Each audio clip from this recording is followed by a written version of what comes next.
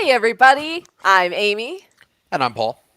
and welcome to the Comics Hall. Paul, I can see that you were practicing your martial arts moves. Does that have anything to do with one of the books that we're aiming today? Nope. Thanks. Yeah, I mean, I've got Midnighter right here. I've got to come correct. All right, fair enough. We are here to bring you all the comic book news from Wednesday, June 9th. We are also joined by our fantastic moderator. Would you like to introduce yourself? Hello, everybody. Rob will be your moderator for this evening, hanging out with you in the chats and passing along questions. All right, we've got an action packed week full of books and a lot of news today, so bear with us. We're going to dive right in with our comic book news. Starting out with some movie adaptations that I think some of you guys will be excited to hear about. First up, according to the Hollywood Reporter, Jim Mickle, who is the showrunner and co-creator of Netflix's Sweet Tooth, which you may have heard and or watched already, he is set to direct Legendary Entertainment's upcoming adaptation of God Country. Published by Image Comics and created by Donny Cates and Jeff Shaw, God Country tells the story of Emmett Quinlan, an old widower with dementia and violent tendencies. When a tornado hits his West Texas town, he discovers a legendary sword called Valofax in the wreckage, which gives him strength and clarity. He alone can fight off the monsters that descend on what remains of his hometown. There's no release date for God Country just yet, but Cates did write the script for the adaptation, so you know that it's going to be good. And it is being produced by Lee and John Kramer of Aftershock Media. And Yes. for those of you who are also fans of Cates' work, you may have seen Valofax recently in Crossover, making a debut. Yep. That's the Donny Cates cinematic universe That's right that's what there. I'm waiting for. Just do everything Donny Cates has done, and then just when I'm 87 years old, then crossover will have come out, and I can just be frozen, a happy man. And I'm holding out for Redneck and Baby Teeth. So, Oh yes. all Let's right, let's what's up cut that next? sound bit. All right, so moving along over to the world of Marvel. Marvel has released new details about Jonathan Hickman's upcoming series, X-Men Inferno. A day of reckoning comes to the mutant leaders as Mystique tries to burn the nation of Krakoa to the ground. This will be a 4-issue miniseries with each issue clocking in at 40 pages, drawn by Valerio Schiti, R.B. Silva, and Stefano Caselli. The story will feature revelations about Moira McTaggart, Nimrod, and more. Inferno number one hits stores this September, finally picking up on some threads from Hoxpox. I think Yeah. is like it's like sort of the loose sort of sequel to that. Is from what I've read. I've read some X Men, not all of it. There's in between those two, between Inferno and the end of Hoxpox, there's been a lot of books. They have been hustling. I mean, we've gone through the whole dawn of X, the reign of X, and this might be the fall of X. Who knows? Hmm. Up We'll next, see. who knows? Anything is possible, Jonathan Hickman. Up next, actress Emilia Clarke, you know the one from Game of Thrones, but also from the upcoming Image Comics series Mom, Mother of Madness. Actress Emilia Clarke has shared her excitement over her Star Wars character Kira returning to the Star Wars timeline with Marvel's War of the Bounty Hunters #1. Clarke says it means the absolute world to see her reincorporated. I know her backstory, I know her history. To see the character actually be taken on to the origin of it all cemented this in a way. To see more of Kira and her attempt to rejuvenate Crimson Dawn, which we were introduced to in Solo, a Star Wars story, Yep. check out the War of the Bounty Hunters crossover, which will be in Marvel's Star Wars, Darth Vader, Dr. Aphra, and Bounty Hunters books. Yes, very excited. I mean, I actually particularly love I don't love them and what they do, but the story of the Crimson Dawn, as I've I'm said, just a big fan. big fan of your work. More so, what I love is like that sort of seedy underbelly of Star Wars. Like that's my favorite part of Star Wars. So Mhm. very excited. Hopefully we get more of that to the big or even small screen at this point. I'll take it. So now moving on to some Eisner nominees who we've gotten the Is it list already now that today. time again? It already is. Remember, we're still cleaning up the confetti from our last Raptor party, Amy. Where we correctly guessed all the We the sure winners? did. Yeah, and I did not guess one. Well, I guess like maybe one or two like shoe-ins for who would be the Eisner, but I was wrong about so many other ones. We should do So an Oscar pool style Eisners mhm, with maybe with the local comic society. we will be doing that, everyone. Just so you know, Rob, get on it. All right. So, Comic Con International has released the official list for Eisner nominees for 2021, celebrating publishing achievements for the year of 2020. Image and Fantagraphics were the most nominated publishers, and Jean Lun Yang was the most nominated creator with 5 accolades. Creators Ed Brubaker, Matt Fraction, Jeff Lemire, Adrian Tomine, James Tynan the fourth, and Chip Zdarsky also received 3 nominations. So a list of people no one's ever heard of ever. That we've never once spoken of on this a, show. a bunch of indie writers. So, for the full list of titles and creators nominated for the awards, visit Comic Con International. Winners will be voted on by Publishing Pros and will be announced in July as part of Comic Con at home. They still haven't invited us. Technically, we are Comic Pros, people. I think so. By this point, I mean we've been in the game long enough. We'll just send in our episodes from last year and say this should be sufficient. Yeah, but we're sending them, with physical media. They're gonna have to do the work. Find a Yes. VCR. Snail mail. Yeah. All right. And the last piece of news, which I'm sure is not news to people, but we just wanted to remind you, as we're sure everybody already knows, Loki premieres on Disney Plus today. If you've already seen the episode, no spoilers. Those of us in the chats or on this show may have been in varying degrees of watching the episodes, but this is not the place for spoilers. But don't miss out on the series that will introduce fans to the Time Variance Authority and begin a new chapter of MCU history. Don't forget to stop by your local comic book store and check out fantastic series about the god of mischief like Loki, Agent of Asgard, Vote Loki, and more. Highly recommend Agent of Asgard. That is an Al Ewing joint. Vote Loki was a super fun one back from 2016 that kind of had some crossover with Jane Foster Thor. Oh. And then there's the Daniel Kibblesmith Loki series that was recent within the last 2 or 3 years. My perception of time is completely off, but that is also a fantastic series about Loki. So if you're jonesing for more, be sure to stop by your local comic book store because I'm sure they would be happy to provide you with some Loki books this week. Yes. I know we would. We would be all over it. Absolutely. Oh, yeah. As we said, Comics Pros. We will accept our invite via email. Thank you. All right. I think so. That's all our news. It was a big week. We haven't had a 5 newser in a while. I know. Lots of headlines going on. It's been a good week. So I think that means we are due to move on to our next segment, which is our weekly haul. Do do do do do do. Oh, actually, that's ESPN. I don't think we can use that one. Sorry. Definitely not week? using that. Every Wednesday. But this week we've got something a little bit new for you guys. It's a familiar segment. We've got pick of the week, but Paul and I had so much crossover on our polls. Note that crossover was not actually in our polls this week. We had so much crossover that we did 2 picks of the week because there were 2 books we wanted to doubly make sure that we are featuring for you guys, which means when we do our aim segment, we will only be aiming 1 book each. But we're going to give you guys as much information as you need on our picks of the week so far. So let's start out with the kind of headliner of the week, I'd say. DC Pride #1, another anthology one-shot from DC Comics. They have been doing such a great job with these.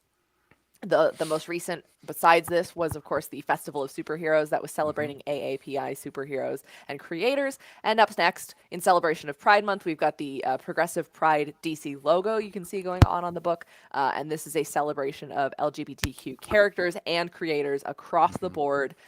Just a fantastic, fantastic output. Now, there are a lot of creators on this book, so Paul, I don't know if you mind.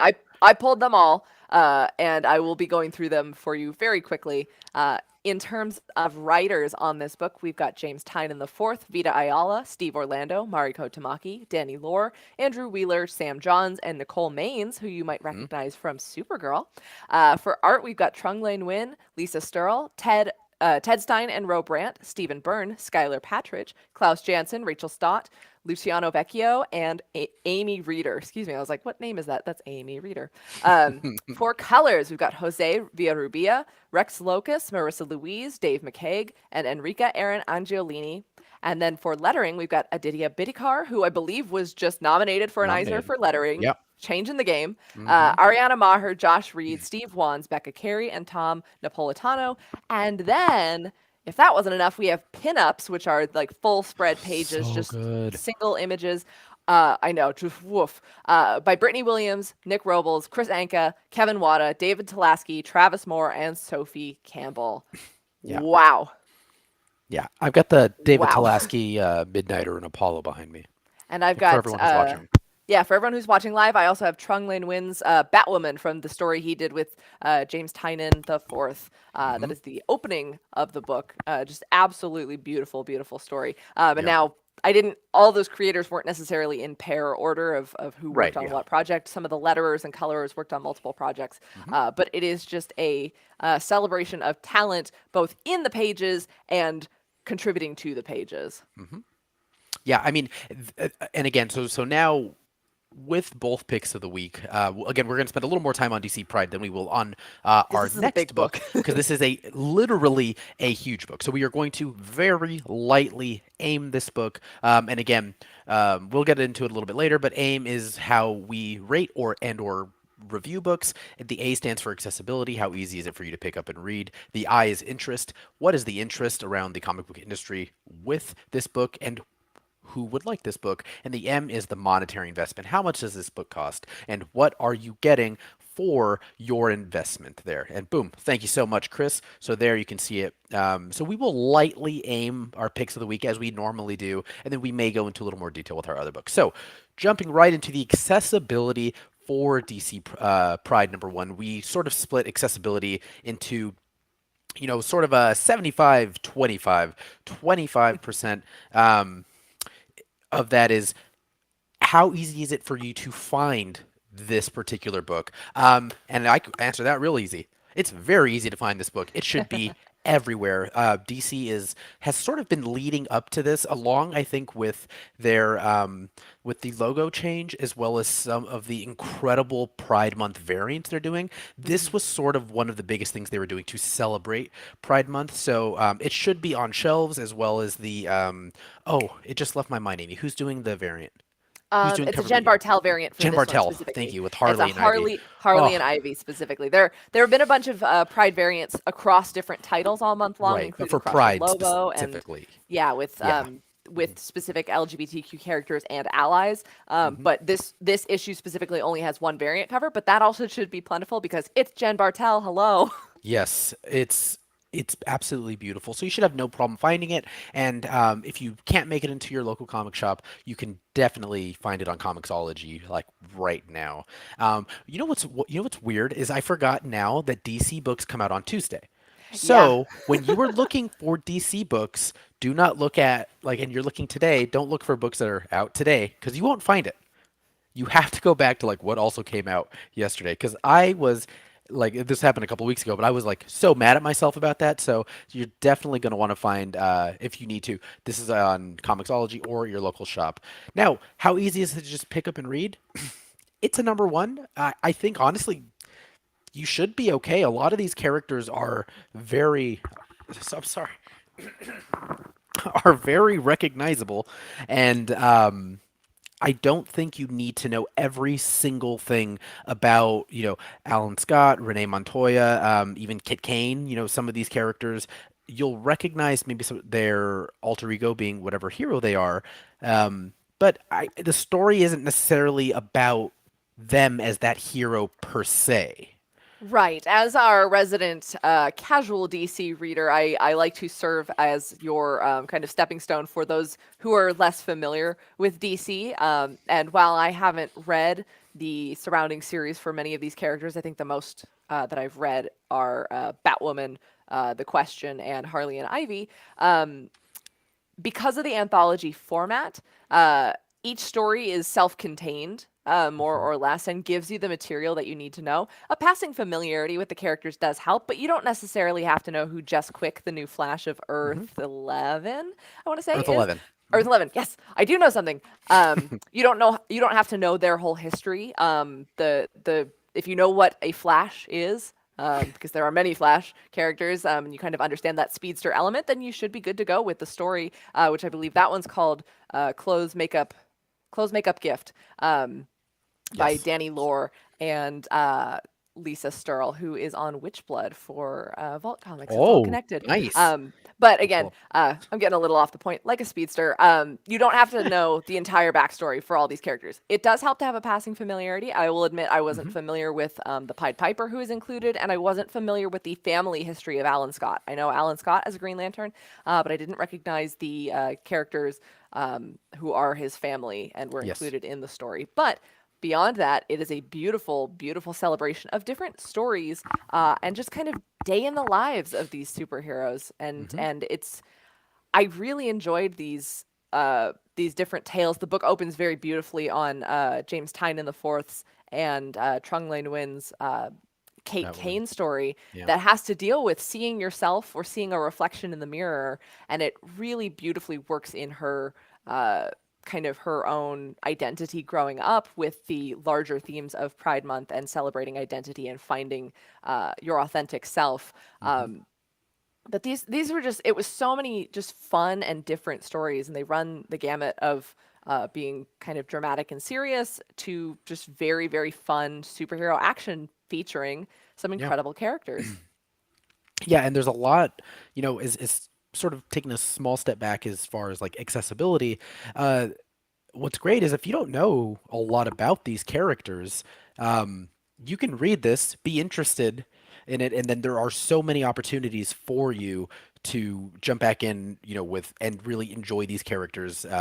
For instance, like Steve Orlando, who wrote the Midnighter story. This is Midnighter and Apollo behind me. He wrote an incredible Eisner nominated story for Midnighter, right? I believe it was like 2015, and then got to do a Midnighter and Apollo series. So there, I think a lot of what this book is doing that is so incredible, as far as like outside of the great representation that it's giving, is allowing people to get these characters in front of their eyes and have an opportunity to read them when they can. And I also want to say specifically, it doesn't tokenize or kind of put any of these characters as like, look, we've fulfilled a diversity quota. These are all Yeah. characters who have existed for many, many years. I mean, even down to Alan Scott, the original Green Lantern. Hmm. Just so many characters, and the ways that we've got newer generations with like Jess Quick and just all these different characters, and it's just the stories feel organic. They Yeah. feel like they're told from places of love. Hmm. It is just an amazing celebration, and the creators behind the stories. I mean, Right. they are using their own authentic voices as well to Hmm. tell realistic stories about these characters, and there's nothing that is putting a strange spotlight, and none of the characters are like I don't know how to say this without sounding super weird, but it's not their sexuality is not the plot point. It's who Right. they Right. are, it's part of who they are, and it's Hmm. beautifully worked in, and it's not foghorned in a way that'll make people feel alienated from these characters. It's just fun stories celebrating these characters who have very interesting stories to tell. Well, and if anything, I think, Amy, to that point, and again, I unfortunately could not make it through the entire book. I think I've only got like two stories left. Mm. But opening up with the Kate Kane story, what it does is sort of also humanize these characters in a way. Obviously, Kate Kane, because she is a human. More some of the characters in this aren't necessarily human, and so Kate Kane, like, she is incredibly badass for so many other reasons, and then to have this very human and realistic sort of sense of identity while she is fighting, I don't want to spoil it. Well, she's fighting someone, um, but it's such a great sort of nod to like the struggle that people are walking around with every single day. And if it's like, I love to see, like, well, if it's Batwoman, it sort of just kind of kicks the door open, and to have, you know um, James Tynion the Fourth write it, who has been very public about the his own personal identity and his struggle with some of that, and being very open and vocal. It's been wonderful. It's that's why I think this is one of the like, this is probably why it started so strongly, is because he Hmm. I think because Tynion has been so open and honest, and it really comes through. Yeah, and that also comes, yeah, absolutely. It's very authentic in the way that Kate Kane's narrative in this anthology deals with the dysphoria of looking in a mirror and not being sure or not liking what you see Hmm. back. And that struggle to find yourself and proudly declare who you are. Now, one of the standout stories for me was the tale of Dreamer. I forget what the actual short. They all have cute, unique titles to each story, but I don't remember what the Dreamer story was called. Forgive me. But that was specifically written by Nicole Maines from the Supergirl CW television show. It's a date A night. Oh, date night? Okay. Date night, yeah. Yes, that makes sense, given the context of that story. And I actually couldn't quite tell if it was fully set in the CW continuity or the main DC. I guess after Future State, everything is everything. But as a lapsed Supergirl viewer, I loved Nia Nal and the reinvention of that character of Dreamer, the inclusion with Brainy or Brainiac 12. Is he 12? I don't remember which one he is. Brainiac 5. There's too many Brainiacs. I think it's Brainiac 5. And Supergirl, you get like a brief flash of Supergirl, but it's written by Nicole Maines, who has been such a champion for reinventing and representing Dreamer as a transgender superhero with amazing powers, and the fact that she got to write the story for this character with amazing art by Rachel Stott. It's just so fun. It brings these characters to life in a slightly different version than their live action designs. It's pretty faithful for Dreamer's costume, but Brainy kind of has a different look that I remember him having, because in the show he's a little bit bluer than he is green. Anyways, that's not the point. It is so cool to get to see this actress write this comic, because there's a lot of people who, we've got Keanu Reeves with Berserker and different actors and people. There's always crossing of the streams. But for Nicole to get to kind of create the story that is so authentic to the character, it's just a lot of fun. And Yeah. I love that universe. The Supergirl series was always my favorite of the CW shows. So it's really cool to see that included in this anthology, which is, again, a celebration of those characters and the people who pioneer them. And there's also, in the back of the book, there's some like character features, and there's a little bit more about Dreamer for nice. people who aren't familiar, because I believe there was a different version of Dreamer who's like the ancestor of Nia Nal in the TV show, and I don't remember what the original DC Dreamer's name is. But again, there's profiles and supplementary information to familiarize you with these characters if, as we mentioned, you're not as familiar with all of them. But the whole book is just great. I think everybody chose the characters to feature so well. I love Vita Ayala's take on Renee Montoya and their kind of handling of the detective voice. And I love. I was going to say, I there's think a that's my visual favorite gag. story. There's a visual gag with the question that I don't want to spoil, but it is so funny. I was like, that is amazing. Rorschach-esque. Yeah, with the face being like the blank face. Anyways, it's just so much fun. And then Mariko Tamaki getting her hands on Harley and Ivy. I mean, that's a match made in heaven. Incredible. Yeah, I think like there's always one, particular person that when I come out of these huge sort of compilation books, I'm like, there's always one artist that is like fully on my radar, and right now it's Skylar Partridge, who did the Vita Ayala story. Yeah, that art and was she incredible. Oh, and she also did the She-Hulk Jose. story in the Okay. the Women of Marvel anthology. That's Skylar Partridge is kind of coming up on the radar. And then Jose Villarruba in the colors. Like, Yes. oh my God, that book looked so good, and then Vita just did an incredible job with that story. Yeah. They were awesome.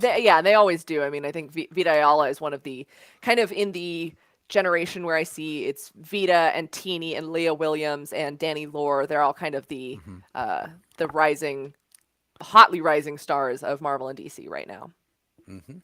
Well, Now, I think we should get into the M real quick. I mean, we kind Real of covered quick, yes. interest again, because if any of these characters, the artists we've mentioned, the pinups, oh my God, just the pinups alone are amazing. are incredible. The Kevin Wada Constantine is worth the price of admission.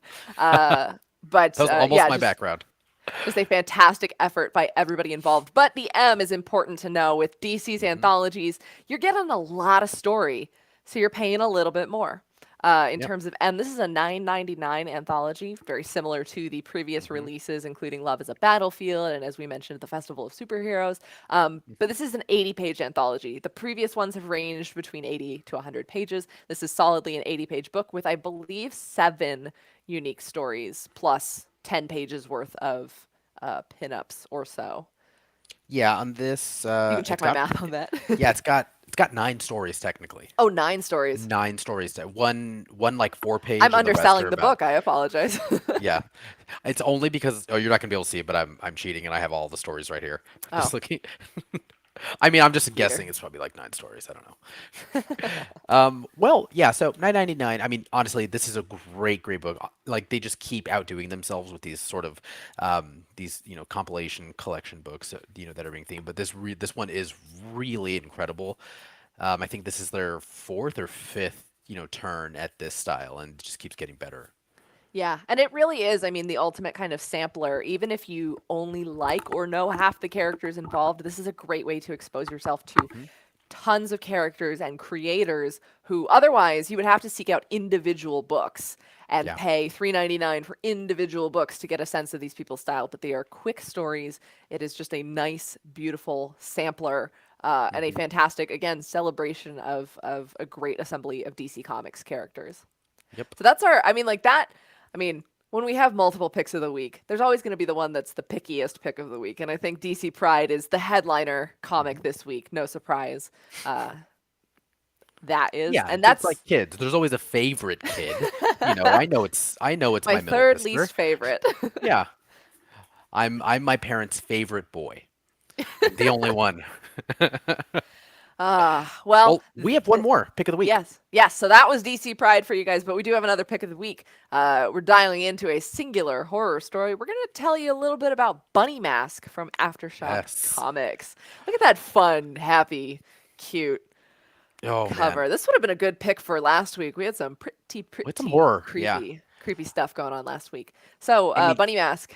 and Amy, as you do like to cosplay. Like I have a feeling we're gonna see some bunny mask cosplay. When we actually get to go back to conventions, and because this is such a clean and simple cosplay, but it's also so terrifying. Yeah, not to be God, I love confused this. with Simple and Clean by Utada Hikaru. No, it's given me No. because I gotta always bring it back to a video game thing. So we got a hint, maybe a video game themed week and event and show coming up next week. It gives We me have one. Huntress vibes from Dead by Daylight. Again, there's something about Oh, okay. a rabbit mask that is supremely creepy, especially where you can't see the eyes. Um, but yeah, so this is a fantastic horror debut from Aftershocks, written by Paul Tobin with art and colors by Andrea Moody and letters by Taylor Esposito. Now, Yes. Paul, correct me if I'm wrong. We last saw Moody on another horror title for Aftershock Comics, right? With Yes. Maniac of New York. Maniac of New York still on that book. Yeah, they're on, I believe, issue 5 or 6. Just 5 or 6 just came out. Oh, 5 came out today. I'm currently reading that book. I absolutely love it, and so all of the art on that book is very, very reminiscent of what you're going to be getting in this. If you're reading it, that's very similar art style. Lauren Lopez in our YouTube channel says, if you cosplay Bunny Mask, you have to do the teeth. But do we? Do Do we we? though? No. But yeah, you're right. This is You got to commit. something. Yeah, commit to the bit. This is a very kind of cool design, which we don't. You get just a tantalizing amount of the bunny mask in Yes. in this It's book, like the and I first, like the first of the new Godzilla movies. He's in like 5 minutes of it, but it was still awesome. yes. So, in terms of the A accessibility, this is Hmm. what we like to call a true number one. Yeah.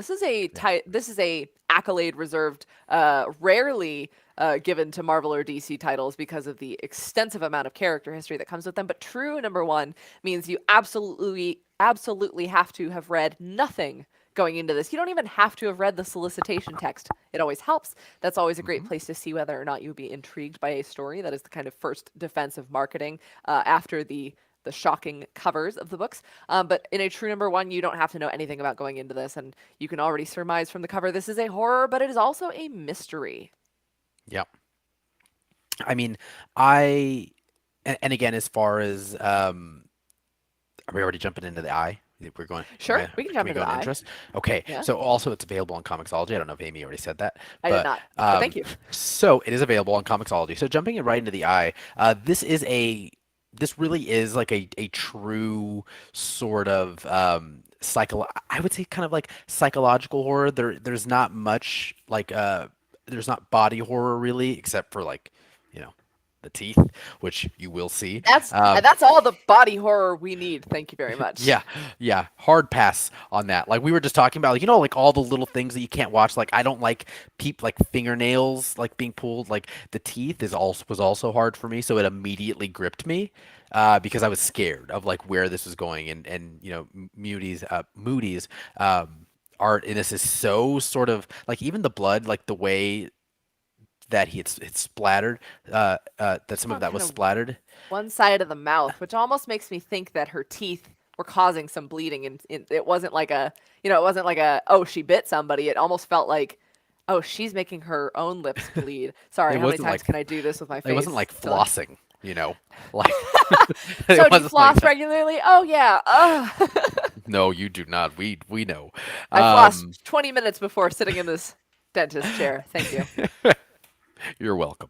And yeah, so I mean, this was interesting because again we had just had like Amy was saying, this would have been a perfect fit for our episode last week because Aftershock has been putting out some excellent horror. Again, we had said last week there's been an excellent wave of horror that's sort of been sweeping through, comic shops and our hearts recently, and it's sort of this very like real horror. Like there is for again, we are a spoiler-free show and podcast. There is an element of supernatural horror to this, Mhm. but it's not really at the forefront. Some of the human condition is the real, I would say, horror aspect of this show. I mean, I'm sorry, of this not this show, um, of of this book, and Real that's. scary, the comics hmm hall. That's always like one of the things that scares me the most, I think, is that outside of like, some of the supernatural elements, the scary parts and the villains in this book are just people, and that is always more terrifying. Mhm. Yeah. So I was trying to think, Amy, of like other things that this sort of reminded me of, and I couldn't really think of a whole lot. Maybe I was just because I was, we were reading on a deadline or what it was, but like I couldn't think of many. I have a few that are very loose associations. I mean, first of all, I don't think it's anywhere near the same tone of Maniac of New York, but the art style, obviously, if you're a fan Right. of Moody's artwork, um, apart from the visual similarities to Dead by Daylight with the Huntress character, I got some Halloween or Michael Myers type vibes where it's this masked entity who is kind of far off in the distance, more of a story. But the mythology of Bunny Mask is really not spelled out all the way in this story. Right. Um, but I think the way that we're presented with an artist who has also kind of seen Bunny Mask in her dreams, uh, Mm-hmm. that idea of like the Michael Myers and like he came home and like he's the devil and he's this icon that haunts people. Got a little bit of Halloween vibes, and then I think additionally, and I can't pin it to down to one exact story, but I get some Junji Ito vibes in that Oh, I'm not horror that familiar. deals with the people and the everyday. Um, but I think the challenge of this book is that so much of the mystery is not laid bare, and there's some different timeline hops. You Mm-hmm. start 14 years in the past, and then we are in the present with Tyler Present. Severin, who's kind of haunted by this incident he experienced that may or may As like a not have beat cop. unleashed. Yeah. Yeah, may or may not Mm-hmm. have unleashed this entity into the world, and like you don't know, is Bunny Mask is Bunny Mask a child? Is Bunny Mask something even bigger or more ancient? There's so much mystery in here that it's hard to properly say Mm-hmm. what the exact parallels would be, but I think if you're a fan of Junji Ito and kind of that Michael Myers type horror killer, not exactly a slasher in this sense, but the legend, the myth. Not so Yeah. much a Jason, and it's not Jason Voorhees. It's very much more of a Michael Myers, in my opinion. Yeah, Take yeah. that for what you Jason will. Voorhees would be Maniac of New York. Like if you're a Jason Yeah. Voorhees, that is a very sort of a archetype for that as well.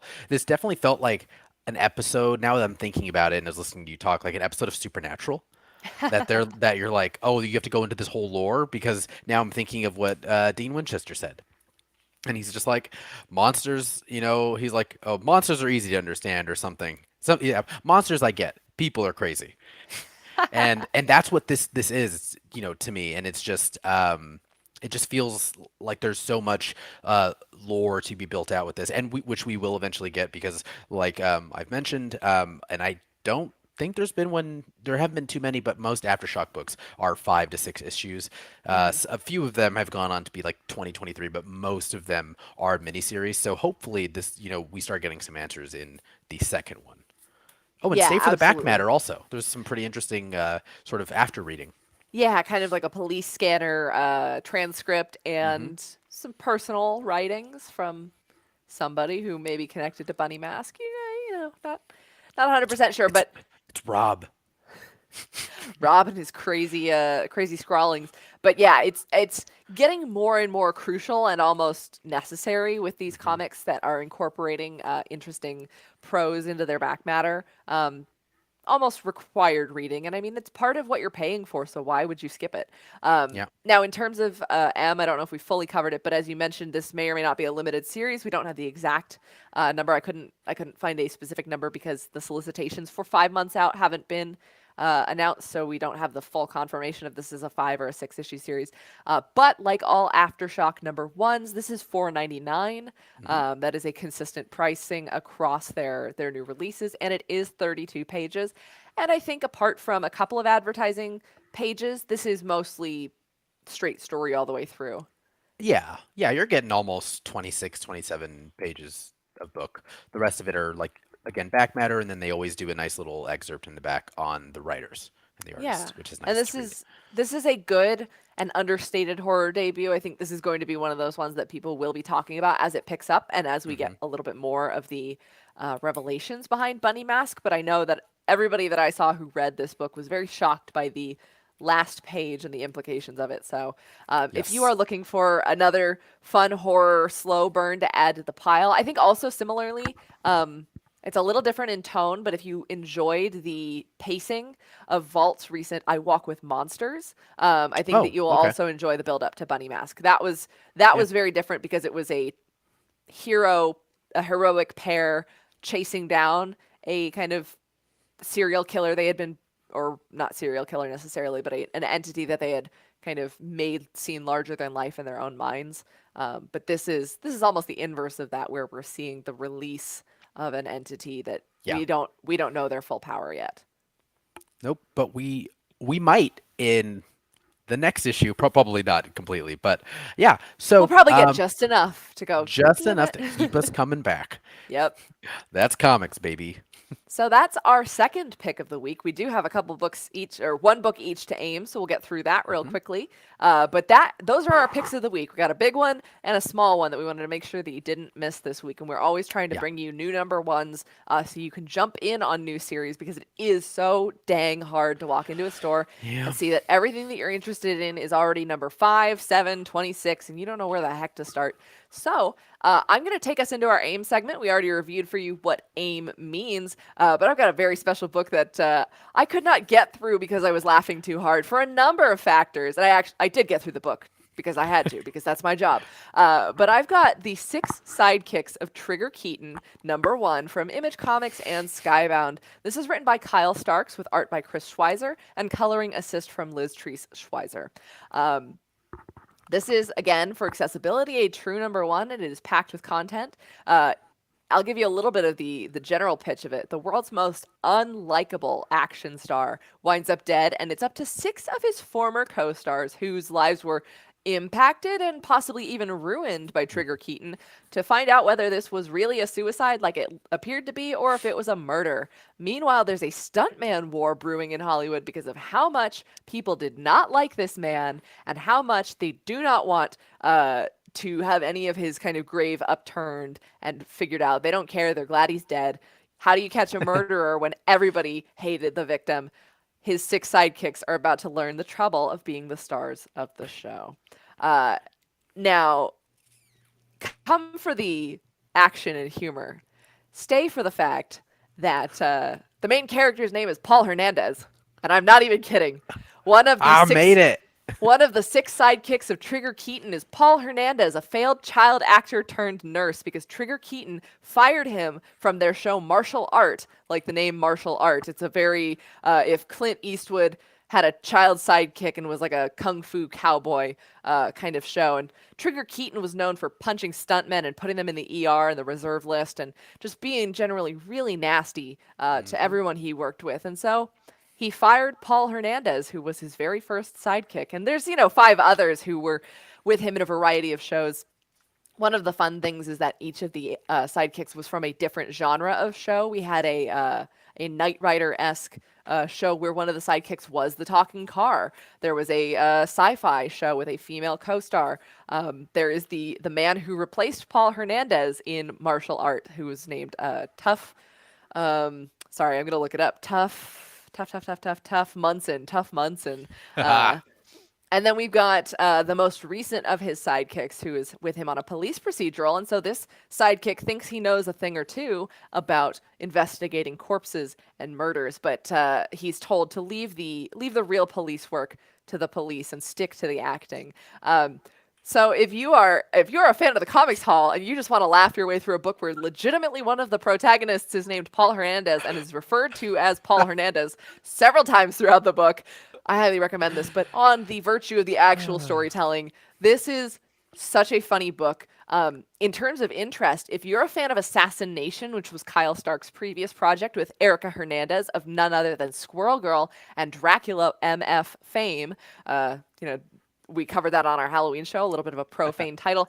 It is so funny. And it also has a bit of if Clint Eastwood were just the worst person in Hollywood and had all this trail of destruction behind him, that is kind of the gist. I also think if you like the movie Clue, where there's a number of hapless people trying to solve a murder, about a person they may not have known well, or in this case, may not have liked well, highly recommend this book. It is a little light on the murder mystery element because this first issue does a great job of introducing you to the sidekicks. There's a lot of great content, especially a lot of the storytelling is done in incomplete snippets of television guide information about what the show they were on was, and then incomplete newspaper snippings of the incident that got them fired or that got the production shut down for the show, usually the fault of Trigger Keaton. Kyle Starks excels at large ensemble pieces, and again, if you read Assassination, you know how great he is at naming hilarious characters and giving them amazing motivations. A lot of them are hilariously distinct, but align just well enough with tropes of the genre, and for this, it's Hollywood stereotypes.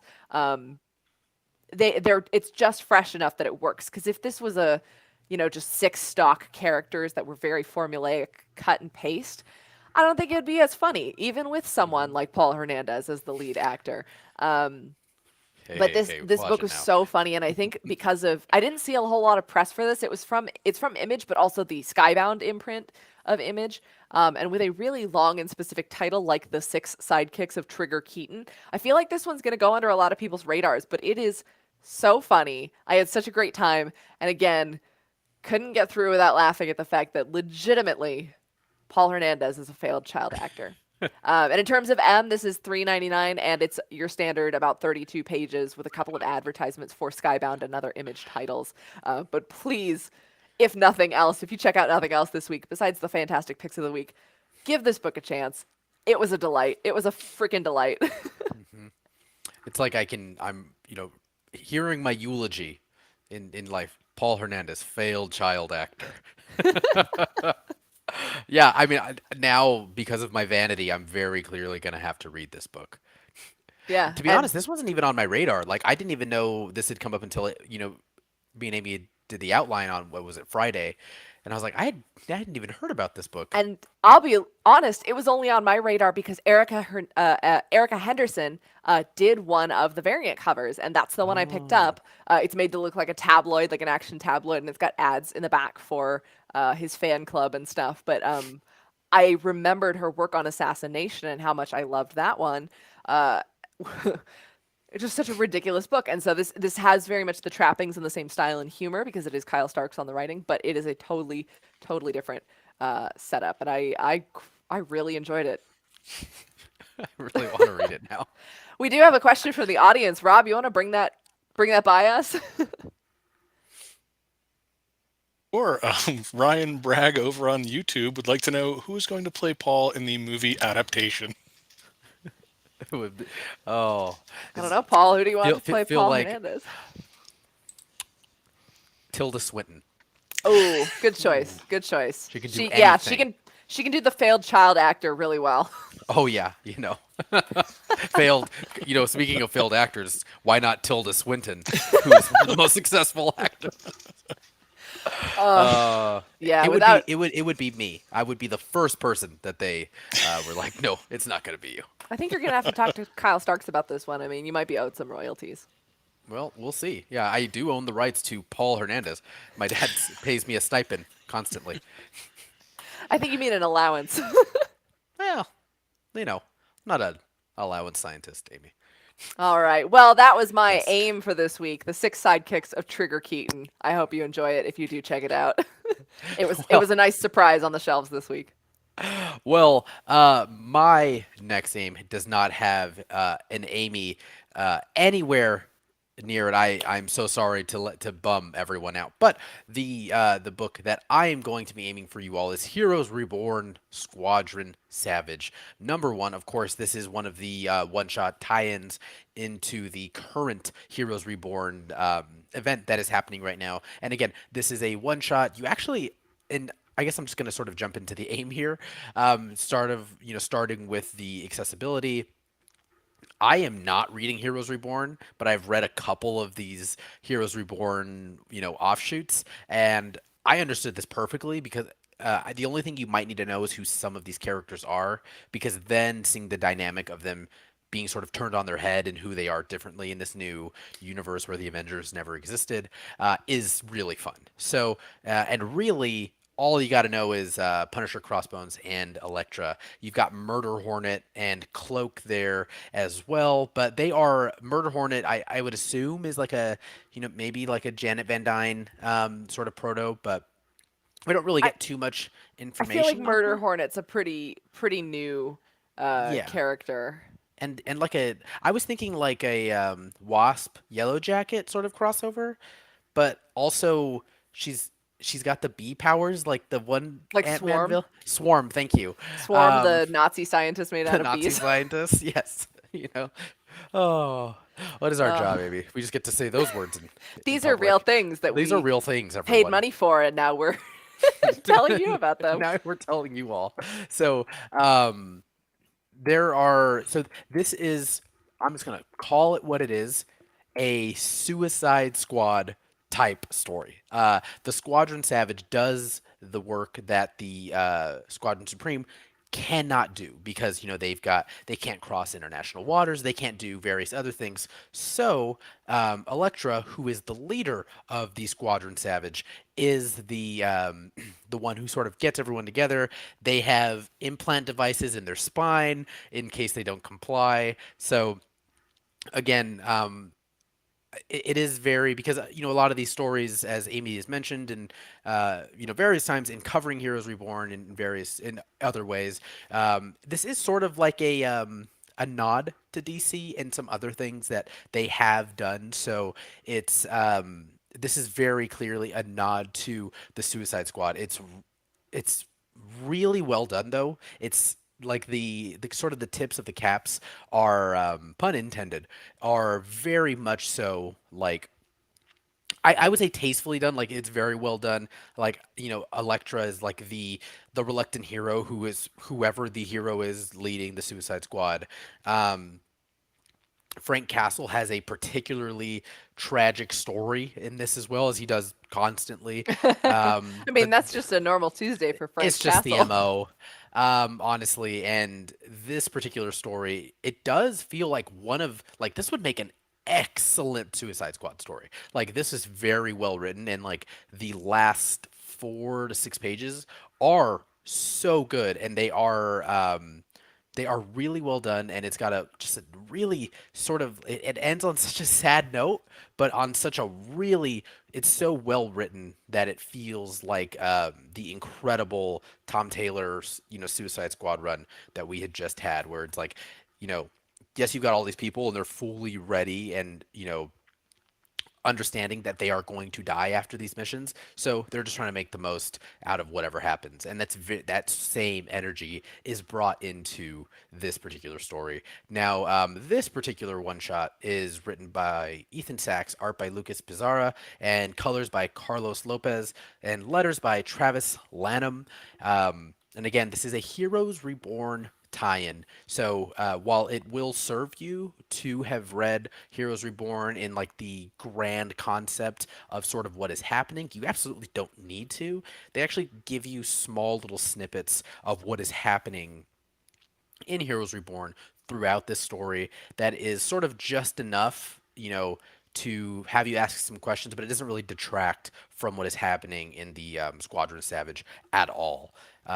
So again, as far as the interest goes, it is sort of it is very Suicide Squad esque. You do get Cloak, you do get Murder Hornet, and of course you get the Punisher, you get Elektra, and Crossbones. So it is cool to see some of these characters brought into the forefront, and it asks some really fun questions. Like I kept finding myself afterwards saying like, who else would be in the Squadron Savage after this? Like, what other characters would find themselves in Marvel's Suicide Squad? So I mean, it's really fun, and it actually does serve a really great purpose. I feel like I have not read all of the other tie-ins, but this does sort of hint at whatever happened in, I believe, Heroes Reborn number 5, which I had not read, but there's That one stuff was that. about Nighthawk and the Ravencroft asylum break-in, and then this Oh, week's okay. this week's issue is about Zarda, who is Power Princess. Oh, I okay. actually haven't had a chance to read that one yet, but And then who's the other guy, the Spectrum Doctor Doctor Spectrum? Spectrum, Is that yeah, his name? because he's Yeah. or yeah, because he's got a power prism, but now I'm second guessing myself. Oh my goodness, Uh, okay. So, yeah, I think it's but Doctor Spectrum. Doctor Spectrum. Okay, but Sorry. it does have tie-ins to, I believe, 5 and 6, but they're not spoilers. It just does help. They just sort of nod to it, and it alludes to those particular characters. So, but honestly, it's really fun. And then as far as the M goes, the monetary investment, it's actually 36 pages. It's a little bit longer than I think some of the other ones have been, and I didn't find too many ads in it, to be honest. So 36 pages, 4.99, and the only bad part of this book is there's only one of them. So this is a one shot. As far as we know, there will not be any more of the Squadron Savage after Heroes Reborn. So Squadron Savage and the Heroes Reborn #1. Go get it. It's honestly really fun if you are reading the Heroes Reborn arc. Um, this is a fun one to pick up because it's a very different sort of take on the team, as as the Suicide Squad is to the Justice League, and like what their definition of justice is. That's always fun. So I had a lot of fun with this. Honestly, I think you guys all will too. So hopefully you guys go pick it up. Yeah, I think that's the biggest shame of this event is that one, so many people are probably event fatigued that they're just going to pass this one completely up, but with how light and fun and irreverent all the parodies are, and it Hmm. some of this was naturally in Marvel comics, and then some of this is more manufactured to be like, haha, now we have a Suicide Squad. But like some of the characters that are already in Marvel, just hinting at the similarities across multiverses and publishing houses. It's so fun. It's so harmless. It's just a really nice Hmm. event, and it's moving very quickly because it's a one issue of the main title a Yeah, week it'll be done in event. it'll be done before July, right? Yeah, because next week is the last issue of Heroes Reborn, and then Hmm. there's a one shot called Heroes Returned, and it's where Oh. Avengers, Earth's worst and most dastardly heroes, come to claim the crown again from the Squadron. And I love the again, if you're itching for Mephisto, Marvel's got your Mephisto right here. Now let's do a quick rapid fire round with the other books we had this week since we didn't cover as many books as usual because we did have two Hmm. picks of the week. I will start. In addition to DC Pride and Bunny Mask and the Six Sidekicks, I picked up Cherry Blackford from Black Caravan. I picked up Invisible Kingdom Volume 3, which is the third and final volume of that amazing series from Dark Horse. That actually came out a week or two ago, and I missed it, but that series switched to trade for its final arc. So if you were reading that previously up through issue number 10, make sure you don't miss out on this. Then I Yeah. got Orcs from Boom Studios. I got Far Sector number 12. That's the end of Far Sector, but I hope we get more of Joe Mullane and more N.K. Jemisin on DC Comics. Hmm. I've got Carmen number 4 from Image. I've got Excalibur and X-Men 21. Both of those are issue number 21. Of course, got the Russell Dodderman variants for the Hellfire Gala. Heroes Reborn number 6. Strange Academy number 11. And then, not a new book, but I finally have obtained Bloodstone number 1. I know You that did all you it. folks at home are very excited. I found a copy of Bloodstone number 1 and got me the first appearance of Elsa Bloodstone. All right, Paul, what do And you the got this week? crowd goes wild. You Thank have you. been looking Thank for it you. for a while, though. Thank you. I have. So I had a super small week. All I had was Iron Man number 9, Wind number 7, and Maniac of New York number 5. Of course, I also picked up Bunny Mask, DC Pride, and the Heroes Reborn story. So And now you're I, going to be reading Trigger Keaton. now I will be reading Trigger Keaton. I also do have Strange Academy number 11. I knew I forgot one. So I'm still reading Strange Academy. I am loving that book, but really small week for me, which is normally me and Amy are sort of switched, but we can't read them all. When But it we rains, try. it pours. A lot of these Yeah. series for me are just finishing up, like Far Sector or like Orcs and Carmen. It is the second to last issue, so they just when it rains, it pours. But up next, we've got Holler at the Hall responses that you guys so valiantly provided for us. We had a fun little question this week. This is the segment in which we ask you guys a question and we'll read some of your responses. We want your best, Hmm. brightest, funniest, most deep cut responses, whatever the question is, you guys provide. So last week we asked, what is your favorite newspaper comic strip? It doesn't have to be in syndication, just pick your favorite. Paul, you want to get us started there? I sure do. Jason Todd said, Get Fuzzy by Darby Conley is easily my favorite comic strip. It's still in circulation, but sadly, Darb isn't making anything new. Below is the debut strip from 1999. Look at that. That is one of the I used to have a have to read these ones before school or the when they're in color on Sundays in the newspaper. Get Fuzzy was always in my have to read this one before I go. You know what's funny is seeing this, and then some of the other answers we have in a second. I forgot about so many of these, but I definitely read them. I have like 12 different newspaper comic strip compendiums in my trade paperback collection. It's just a feel good. Chad McNeely said back in almost said 1799, 1979 through 1980, a little known artist named Jack Kirby, wink, did a comic adaptation of The Black Hole. Comics at the time weren't popular enough, or the movie itself wasn't, to put it in its own kind of published edition or Marvel Treasury edition, sadly. So it ended up running in newspapers for a while. It was 26 pages in total and a very cool run. Yeah, it's sad to see artists, never be heard from again. Just completely, 'cause just like the Eisner nominations. And Bunch. that man grew up to become the king of comics. So we also have Kelsey Lynn Clary says, My favorites were always Family Circus and For Better or For Worse. My grandparents used to buy me little anthologies of both, and I read them so many times as a kid. That's what, now, like, going down memory lane, like, my grandparents are the ones who just would not throw away comics, so I would just read them constantly. Yep. So my stack Family of comics is Circus. their fault. Absolute classic. And Ashley Oh, so Brienza good. says, for modern strips, I love Get Fuzzy and Foxtrot. For the classics, you can never go wrong with Peanuts, Garfield, and Calvin and Hobbes. Foxtrot is in my top three, Hmm. personally. Just absolutely love this one. It was more nerdy, especially because of the young son who I think his name was Jason, or was it? Because I know the sister's Paige. Anyways, I feel like, no, I think it's Jason. I think I you're think right. the kid is Jason. I have Why Do I Always Have to Be Luigi is one of my favorite compendiums of that one. Uh, very, very funny and pop culture minded in terms of just good. And thank you for providing that fantastic example. You can check that out in the Let Your Geek Sideshow Facebook group if you want to read that a little closer. But it's basically a Star Wars themed thermostat war. Welcome to Hmm. Hoth. Welcome to Tatooine. Welcome back to Hoth. Welcome back to Tatooine, etc., etc. Just so much fun. Now, I Paul, do love you these have so much. a favorite newspaper comic strip?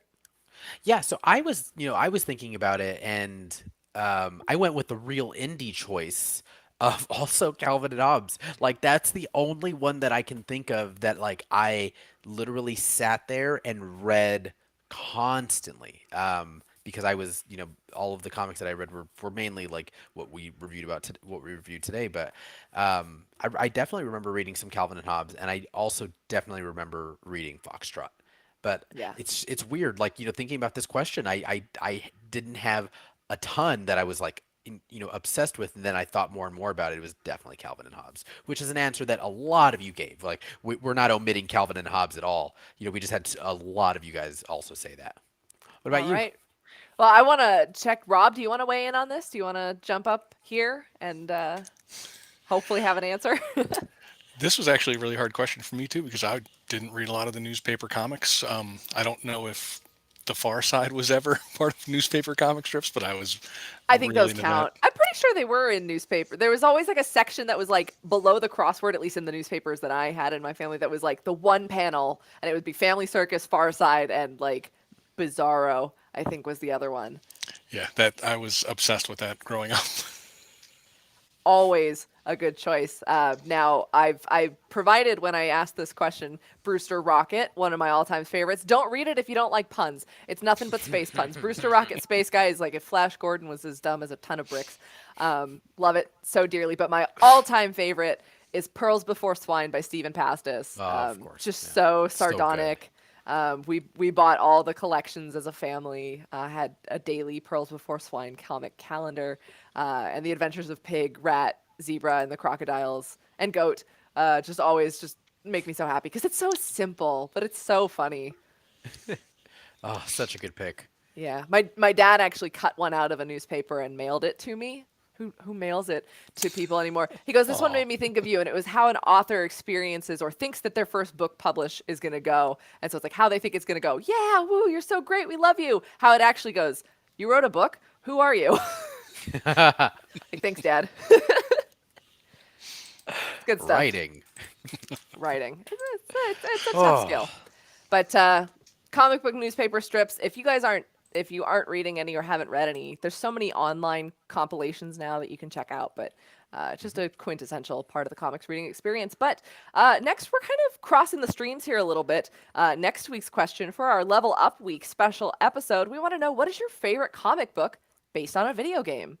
So Yes. we're taking you out of paper media and think about your screens for a second. Let us know what your favorite comic book is based on a video game, because there are a lot of them. Sometimes they actually tie in directly to the story. Sometimes they're spin-offs or continuations that have nothing to do with the main game, but it's set in that universe. So we will put that up in the Let Your Geek Sideshow Facebook group, plus the local Comic Society, our very own Facebook group for all things comics. You can check that out at side.show/yourLCS, local comic society. So we'll put those questions up. Yeah. Oh, That's what that stands that's for. what that means. And you can also always reach us at the Comics Hall on Twitter, Instagram, and Facebook, and at the Comics Hall at sideshow.com. That's an email. The Comics Hall at sideshow.com. Yeah. Oh, yeah. and before we go, shout out to Ward Dale, who actually emailed us. Thank you for Yes. emailing us and saying my favorite all-time newspaper comic strip has to be Peanuts. And of course, my favorite character is Snoopy. Keep up the great work. Bye. Goodbye, Dale. Thank you. Thank you so much for the email. Yeah, you are always welcome into our inbox. Mostly tumbleweeds blowing around in there, but if you ever have an idea, a comic that you want to know more about, anything that you want to know, feel free to email us there. We love getting those messages. So like that, next week will be our Level Up Week show. Make sure you're tuning in to Sideshow's entire Level Up Week event. Registration is open now. It's totally free and only benefits you. It opens you up to exclusive rewards, opportunities, and giveaways. Plus, we're going to have a lot of shows, live streams, contests going on. It's going to be so much fun. I, for one, can't wait to switch into gamer mode next week. So that'll be... We need to get the pro gamer fuel going. Oh, yeah. Some Dugaritas going.